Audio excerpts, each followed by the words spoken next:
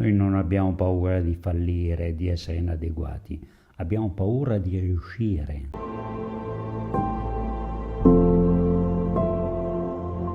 Cominciamo analizzando un film del 2005, Coach Carter. Beh, questo film è la storia vera di un allenatore di basket, un certo Ken Carter, che decise di allenare una squadra delle scuole superiori e la portò a risultati senza precedenti. Bene, in questo film è interessante quello che a un certo punto gli dice un ragazzo. Ve lo faccio sentire. La nostra più grande paura non è quella di essere inadeguati. La nostra più grande paura è quella di essere potenti al di là di ogni misura. Questo ragazzo, che per i più curiosi si chiama Timo, è quello a cui il coach continuava a chiedere di che cosa avesse veramente paura. Qual è la tua grande paura? E lui appunto risponde così: essere potenti oltre ogni giudizio, in fondo giudizio di inadeguatezza che noi diamo su di noi. Riprenderemo la parola misura più avanti. Una seconda osservazione su queste poche frasi di questo ragazzo. Lui parla di rinchiudersi in se stessi. Cosa vuol dire questo per noi? Vuol dire nascondersi, stare fermi, non rischiare neanche per la paura di non riuscire e quindi di sbagliare. Le persone spesso possono sentirsi insicure del proprio valore, cioè delle proprie qualità. Supponiamo per una donna la bellezza. Voi provate a convincere una donna della sua bellezza se lei è convinta del contrario.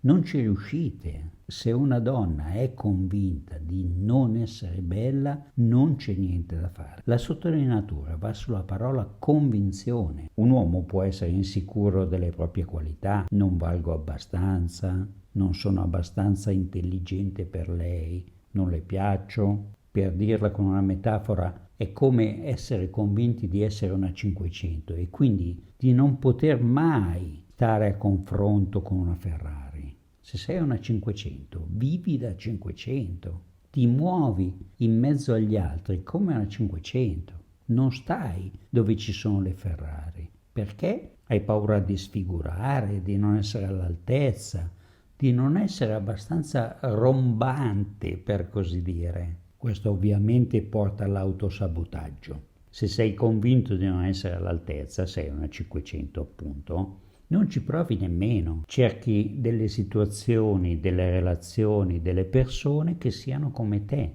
altre 500, perché tu hai questa ferrea convinzione e così pensi di evitare il fallimento, perché la tua paura di fallire ti ferma, ti fa stare entro un certo perimetro. Ovviamente si prova ansia in questa situazione. È quella che tutti chiamiamo ansia da prestazione. Non ho studiato abbastanza per quell'esame, quindi non passerò l'esame. Non sono sicuro del mio pensiero, quindi non dico mai quello che penso veramente, perché ho paura di non essere in grado di sostenere la mia posizione. Ma da dove vengono queste convinzioni che ci creano quest'ansia? Sicuramente dalla storia personale, da un discorso che ci siamo sentiti fare 1000 volte. Non sei capace, non sei abbastanza bravo. Vi ricordate quando a scuola il professore vi diceva non sei portato per la matematica, ad esempio? Tu facevi fatica a risolvere quel problema di matematica e tutte le volte che non riuscivi, che facevi un po' troppa fatica, ti tornava in mente quella frase, non sei portato. E quando avevi un successo era un caso, oppure era un bluff, e prima o poi gli altri ti avrebbero scoperto. Tu sei un impostore, come dice la canzone di Ernea, ne ho fatto anche un video, fatelo a vedere se vuoi. Tu sei un impostore e gli altri ci cascano, ma in realtà tu sei convinto di valere poco. Ma andiamo fino in fondo. La vera paura è la paura dell'ignoto, del nuovo. Cosa succede se ce la faccio? E se non sono capace? È un terreno nuovo che non conosci.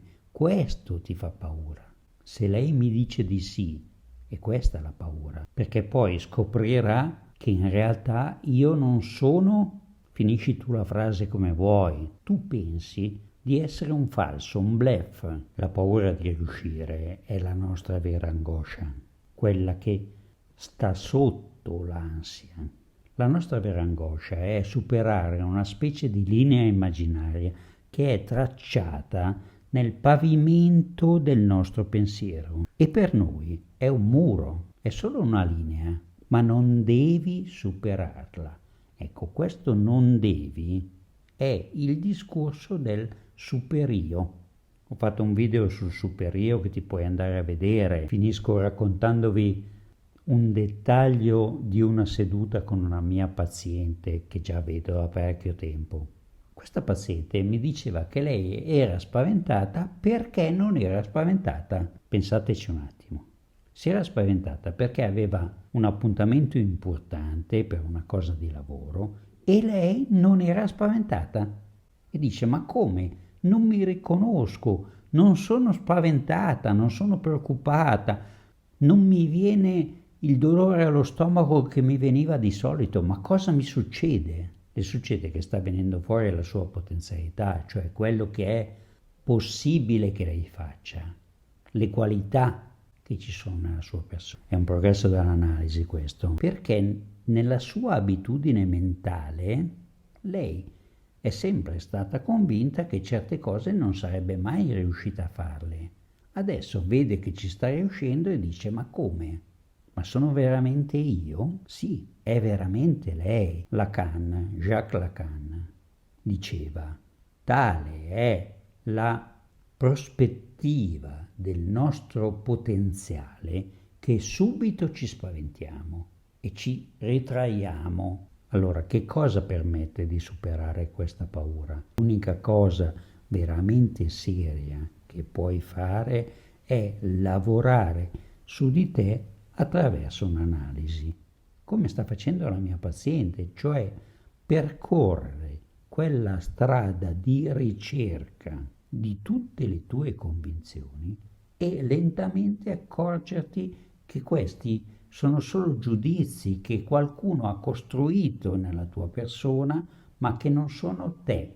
Tu sei un'altra cosa. Il lavoro dell'analisi è questo, un cammino che ti porterà a scoprire chi sei veramente e quanto vali. Quello che hai tra le mani è un potere enorme, ma non lo vedi. Devi fare un percorso. Se questo video ti è servito in qualche modo, ricordati di iscriverti al canale così rimani sempre aggiornato. Nel frattempo, pensaci.